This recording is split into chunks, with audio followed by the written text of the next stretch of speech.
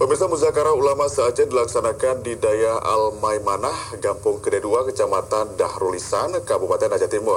Dalam muzakarah ini, para ulama membahas berbagai persoalan hukum agar bisa menjadi petunjuk bagi umat ahli sunnah wal jamaah.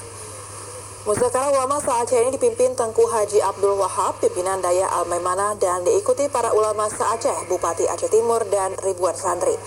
Dalam sambutannya, Tengku Haji Abdul Wahab mengatakan, latar belakang digelar muzakarah ini seiring munculnya pemahaman hukum fikih yang memiliki indikasi ke arah yang menyimpang dari ketentuan syariat Islam.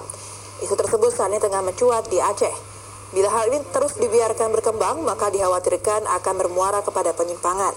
Salah seorang ulama Aceh peserta muzakarah, Tengku Haji Muhammad Daud Hasbi, mengaku kegiatan muzakarah sangat perlu diadakan agar permasalahan di kalangan masyarakat bisa teratasi dengan adanya ijma ulama.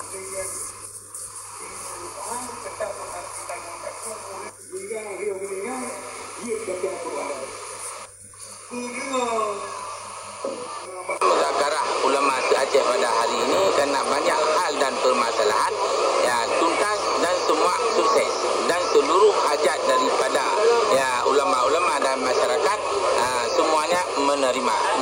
Walaupun ada yang lebih baik, yang tidak lebih, tapi pada dasarnya semua menerima dan tidak ada permasalahan. Dan ini penting untuk ke depan, karena seluruh masyarakat harus memahami permasalahan ini supaya masyarakat bisa beribadah sesuai. Pemirsa, tingginya deforestasi dan pembalakan